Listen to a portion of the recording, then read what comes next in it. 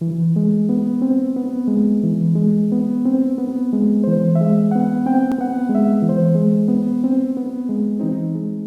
back to the Chloe Davis story. The 11-year-old Los Angeles girl whose 36-year-old mother, Lolita Davis, went insane and hammered Chloe's two younger sisters, a little brother, and then committed suicide, while Barton Davis, husband and father, was at work on February 4th, 1940. Lolita attempted to murder Chloe as well when she got out of bed, but she was only slightly injured because she was able to get away from both her mother's attempt to hammer her head in and be lit on fire. When Lolita failed to die from lighting her own hair and nightgown on fire, she ordered her obedient daughter to hammer her head and help her to die, as well as to finish off her little brother as he continued to cry immobilized with head wounds on the kitchen floor. Chloe's 3 hammer blows put an end to her little brother's misery, but she lacked the strength to break her mother's skull. Lolita requested a razor blade, and with it finished herself off by cutting her wrists. Afterwards, Chloe was taken to the police receiving hospital, where her superficial wounds were dressed and then she was questioned. What follows are a collection of press photos from those days in February 1940. The photos are grim, and Chloe has the eyes of a haunted child. Some of the photos even show the copious amounts of blood inside the house, but I will not be showing any of the post-mortem photos.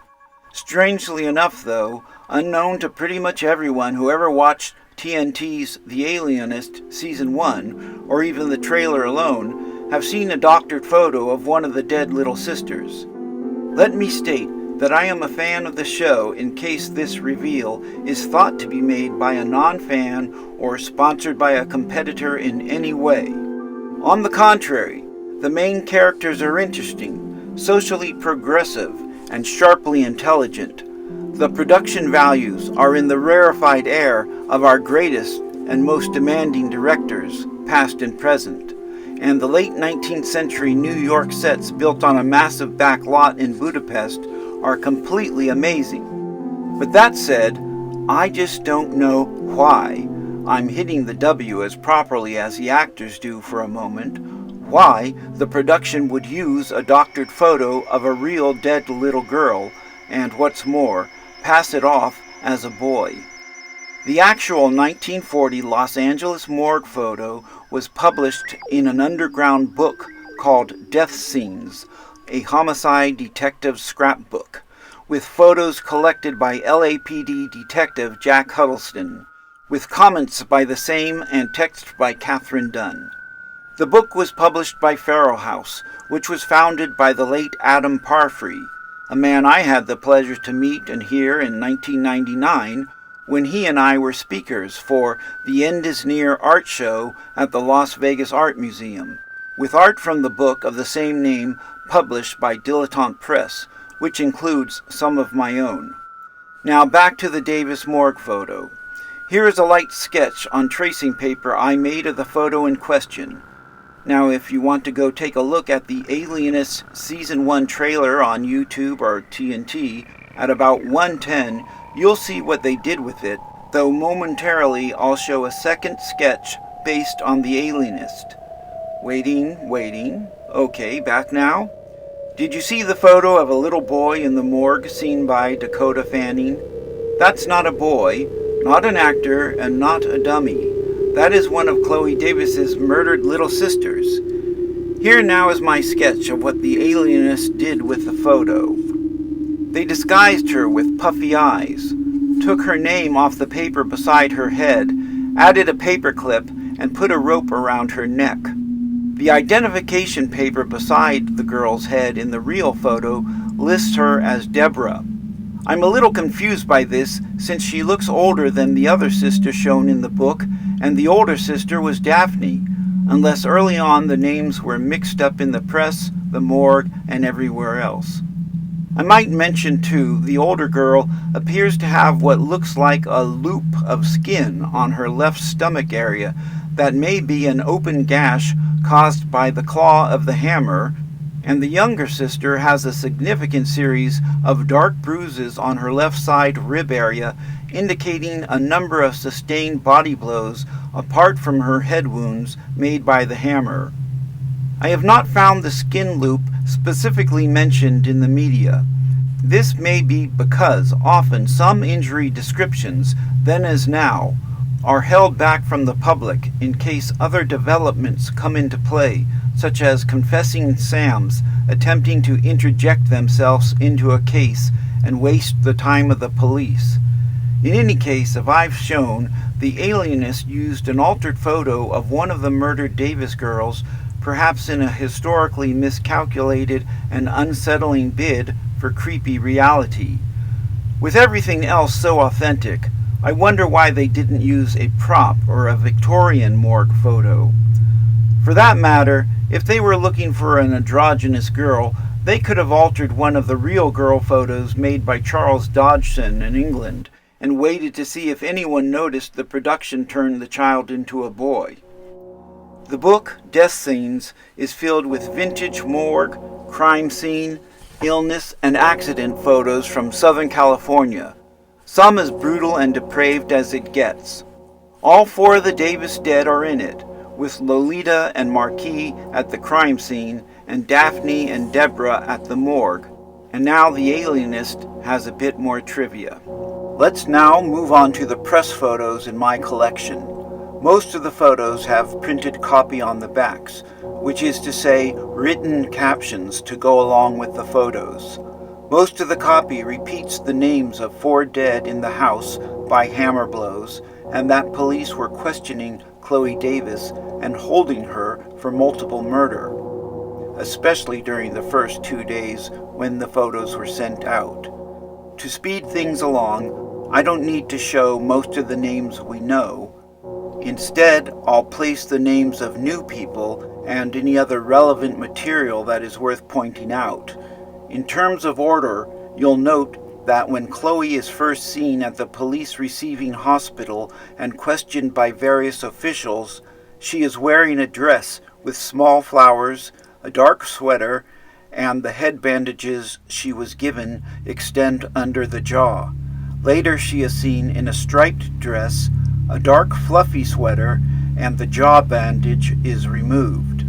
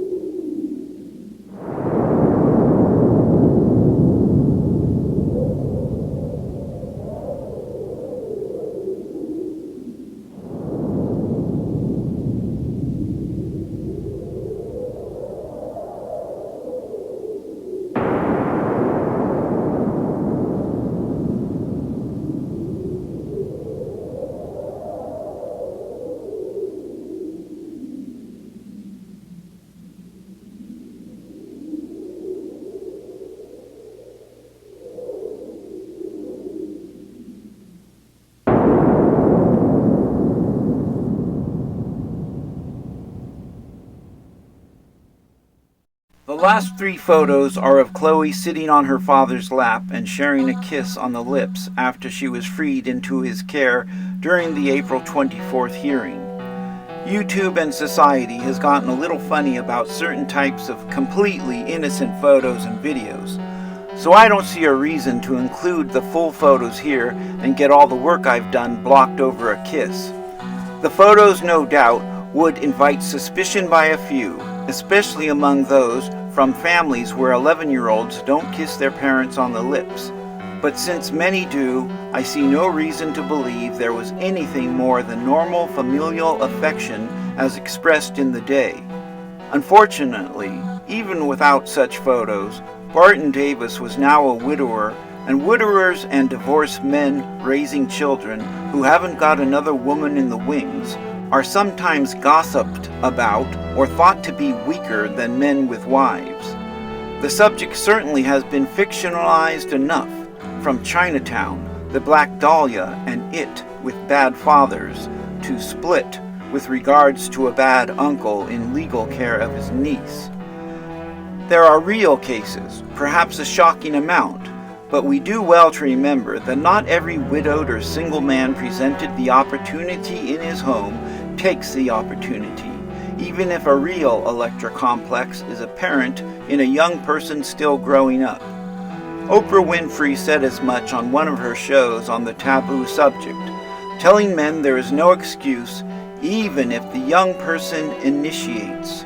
All I'm saying is that even though Barton Davis kissed his daughter because the courts ruled that she may return to him after the case was sorted out, I'm not interested in theories that he did bad things to her before or after the murders when it is statistically low and there is no evidence suggesting otherwise.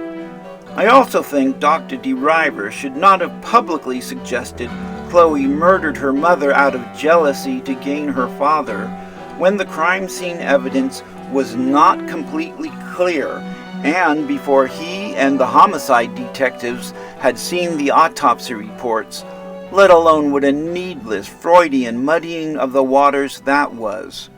For the most part, at least in the U.S. mid-century era of crimes, which is my area of interest, and this survey is unscientific, if there was murder by a girl in the home, it usually stemmed from hatred toward a parent, usually the mother, over the rules, over interpersonal conflicts, and over the girl's choices in romantic partners.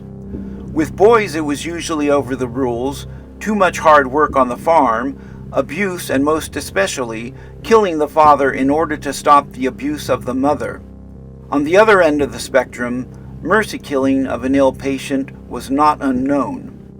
However, there was one other significant trait showed by both boys and girls who killed a parent or parents, mainly teenagers. They were insane.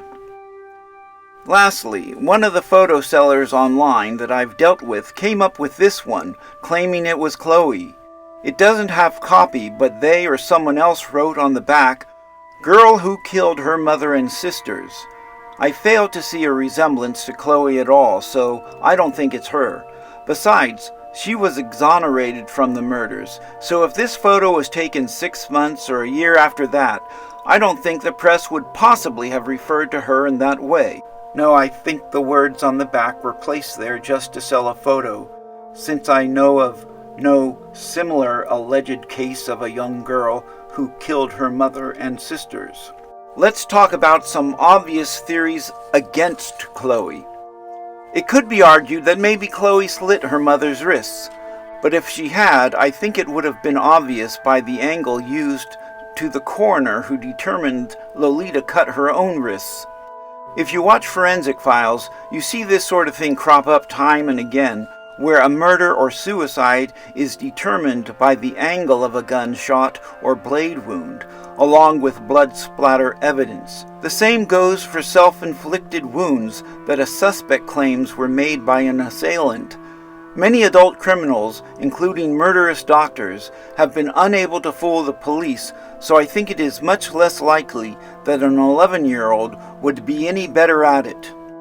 To believe otherwise, you would have to deny all testimony by everyone who said Lolita was saying bizarre things leading up to the murders.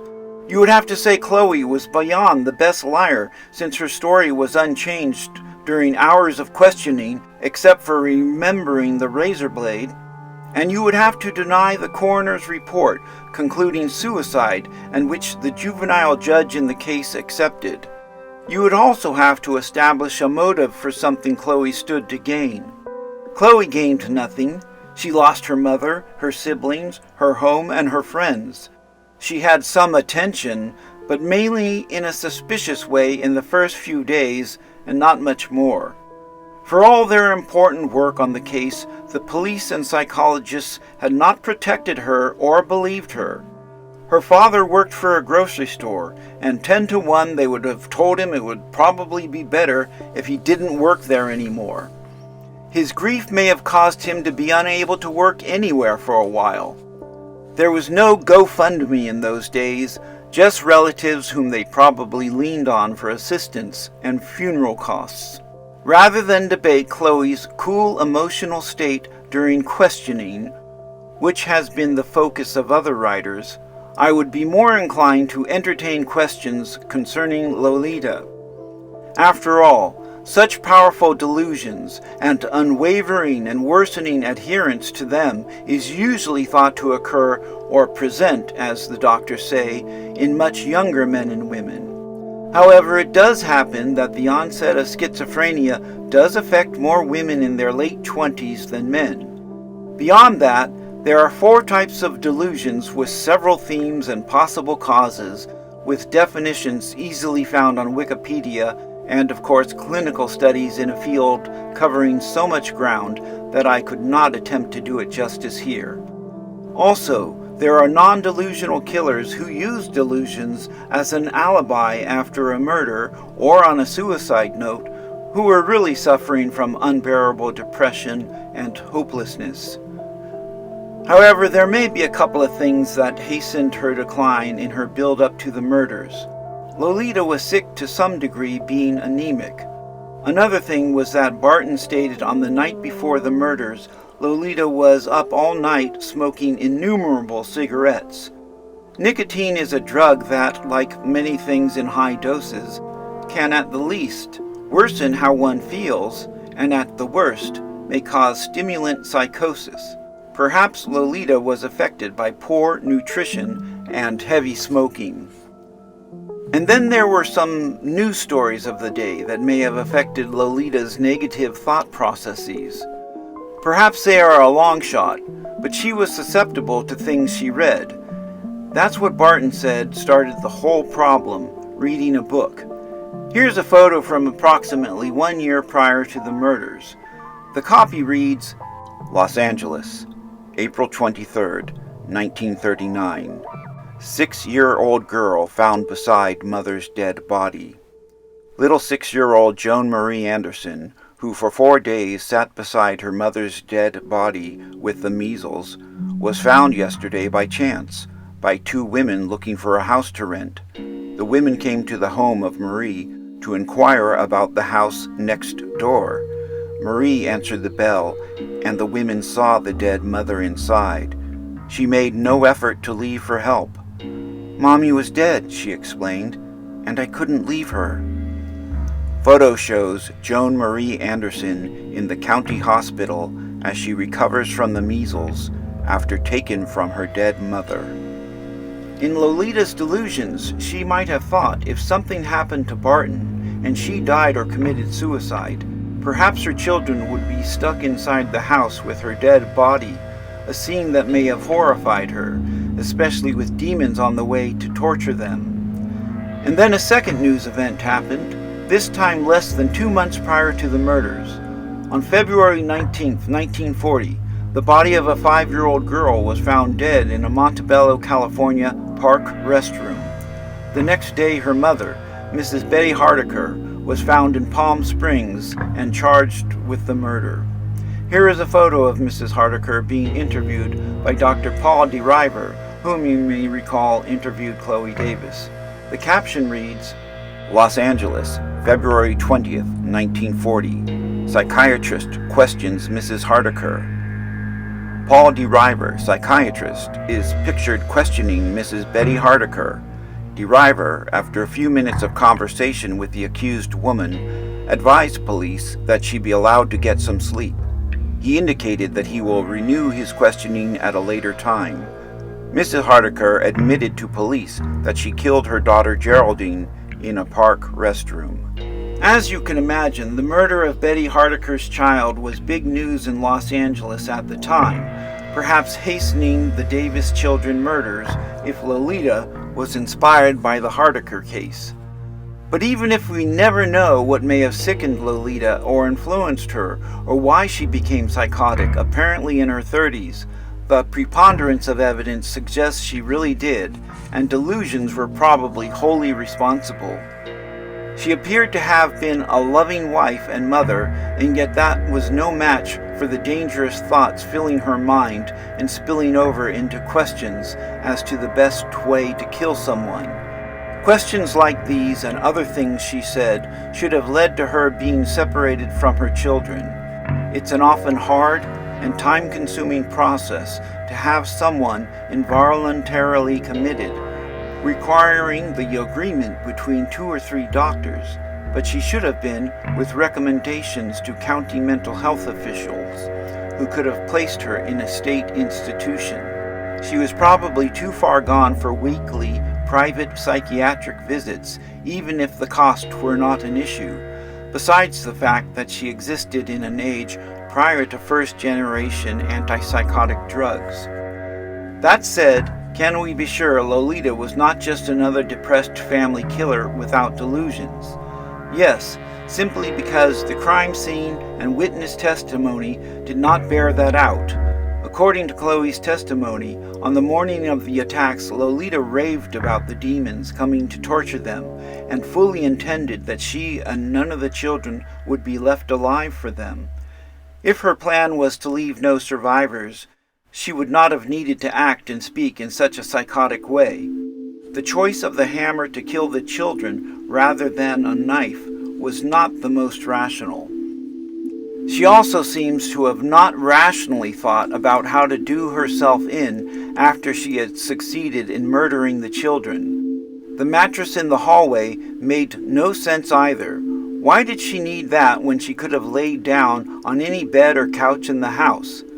Attempting to light herself on fire with nothing but her hair and thin nightgown as fuel makes no sense, and her order that her daughter kill her only makes sense in that it worked on the younger children. But surely she should have known that her adult bone density was stronger than her children's, and that her daughter might only make her comatose or turn her into a vegetable and immobile, even more at the mercy of the approaching demons. So all in all, I don't think there is any question that unfortunate Lolita Davis, wife and mother of 4, had a psychosis with persecution delusions, with homicidal tendencies that she let loose because at that time she had become convinced there was no other way.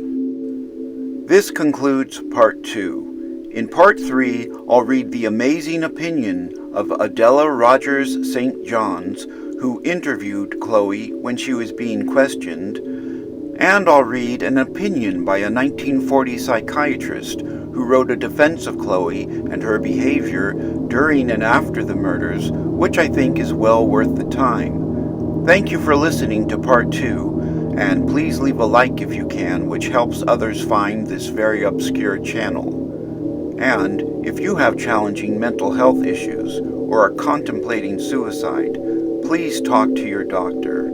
There are also a wide variety of online sources with counselors ready to assist you.